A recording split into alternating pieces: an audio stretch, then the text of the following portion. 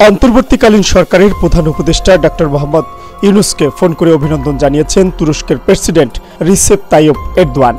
সেই সঙ্গে শিগগিরই বাংলাদেশের পুনর্গঠন সহায়তার জন্য একটি উচ্চ ক্ষমতাসম্পন্ন প্রতিনিধি দল বাংলাদেশে পাঠানোর প্রস্তাবও দিয়েছেন তিনি। মঙ্গলবার বাংলাদেশের অন্তর্বর্তী সরকারের প্রধান উপদেষ্টা অধ্যাপক মোহাম্মদ ইউনূসের সঙ্গে ফোনে কথা বলেছেন এরদোয়ান। অন্তর্বর্তী সরকারের প্রধানকে তুরস্ক সফরের আমন্ত্রণও জানিয়েছেন তিনি। মোহাম্মদ ইউনূস সেই প্রস্তাব গ্রহণ করেছেন। তিনি বলেছেন সুবিধাজনক সময়ে তিনি তুরস্ক সফরে যাবেন।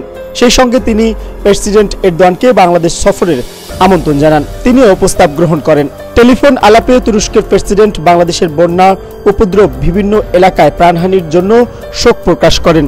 বাংলাদেশের বন্যা দুর্গতদের জন্য তার সরকার মানবিক সহায়তা প্রদান করবে বলেও জানিয়েছেন তিনি। প্রসঙ্গত মোহাম্মদ ইউনূস এবং রিসেপ তাইয়্যিপ এরদোয়ান দীর্ঘদিনের বন্ধু। তুরস্কের ফার্স্ট লেডি এনিম এরদোগান এবং মোহাম্মদ ইউনূস একটি উচ্চ প্রোফাইল জাতিসংঘের জিরো ওয়েস্ট ফোরামেরও সদস্য। ফোনালাপে তুরস্কের প্রেসিডেন্ট বাংলাদেশের সঙ্গে তুরস্কের বাণিজ্য বৃদ্ধির প্রস্তাব দেন মোহাম্মদ ইউনূস। তিনি বলেন, বাংলাদেশের উৎপাদন সহ গুরুত্বপূর্ণ খাতে তুরস্কের বিনিয়োগ প্রয়োজন, যেখানে তুরস্ক একটি শক্তিশালী বৈশ্বিক শক্তি। Mohammad Shafiqul Islam, Asian television.